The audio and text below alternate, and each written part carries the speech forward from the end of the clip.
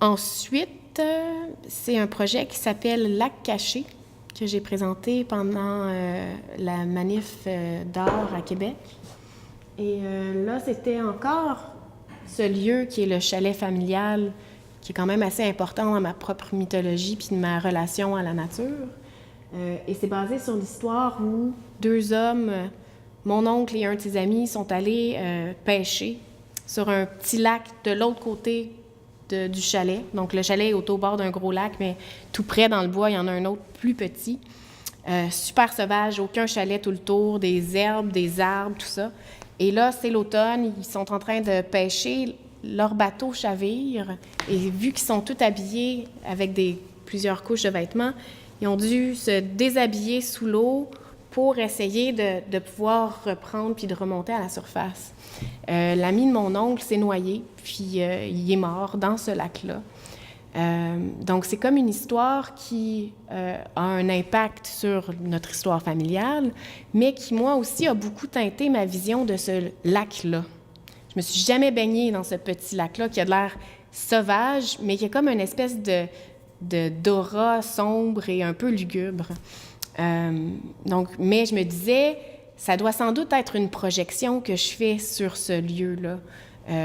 Parce que si on me présente ce lac-là puis qu'on me dit qu'il est arrivé quelque chose de super joyeux, j'y associerais sûrement une autre connotation. Donc là, moi, j'ai voulu revisiter cette histoire-là de la noyade, puis c'est ça. Donc j'avais une installation qui présentait plusieurs pièces. Les gens arrivaient, ça c'est comme une espèce de sas où on laisse dans le portique les bottes puis tous les autres trucs de chalet. Ça, c'est la façade.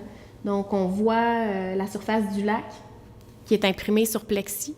Donc, tout dépendamment de quel côté qu'on se trouvait du mur, d'un côté, c'était éclairé avec une lumière colorée. Donc là, ça donne des tonalités de bleu puis de mauve. Mais de l'intérieur, l'image revenait en noir et blanc. Puis, si quelqu'un passe devant l'image, à cause de la transparence, on voyait la silhouette des gens. C'est la deuxième pièce que j'ai faite avec d'autres performeurs qui m'accompagnaient. Il y avait Diane Landry qui était placée sur le socle ici, qui performait à mes côtés. Là, ici, on me voit justement proche de la fenêtre, l'espèce d'effet de transparence.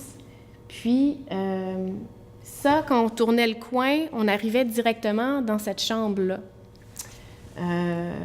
Pendant la performance, il y avait un ado, jeune adulte, qui était couché dans le lit, qui écoutait de la musique sur un Walkman, puis qui regardait les gens. Donc, je jouais sur cette espèce de moment-là très inconfortable. Tu tournes le coin, puis paf, c'est comme si tu ouvres la porte, puis tu tombes dans la chambre de quelqu'un, puis d'un jeune ado.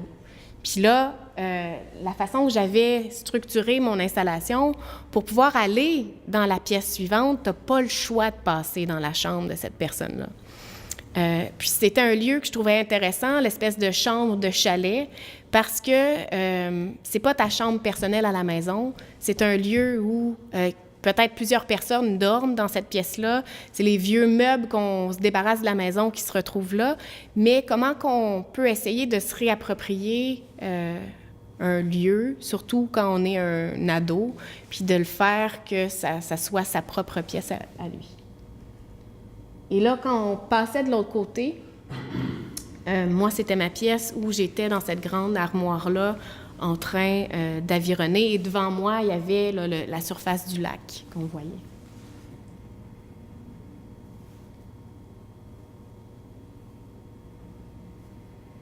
Donc, on est passé d'un espace très descriptif de la chambre à quelque chose qui était plus évocateur, moins dans le réel, si on veut, plus dans, c'est ça, quelque chose de plus abstrait, plus évocateur. Un détail de Diane sur le socle. De cette pièce-là, j'en ai refait une autre interprétation que j'ai présentée sous vitrine.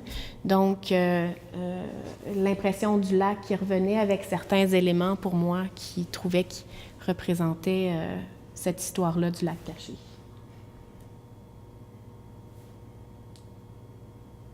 Puis Puis encore là, l'image, elle était en noir et blanc, mais c'est seulement par un jeu d'éclairage coloré que je venais donner la couleur à l'image.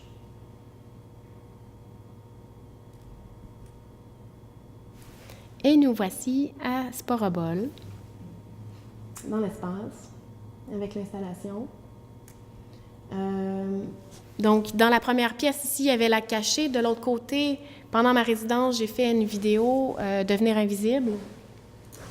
Et Devenir invisible, c'est un projet que j'avais commencé à travailler l'été passé pendant une résidence à Terre-Neuve, où je m'intéressais à l'oiseau, au faucon, puis que j'ai commencé à collectionner aussi des objets dans la nature, puis créer une espèce de faux musée d'histoire naturelle. Donc, de ramasser des objets, puis de les identifier, mais en créant mes propres classifications, mes propres interprétations, tout ça.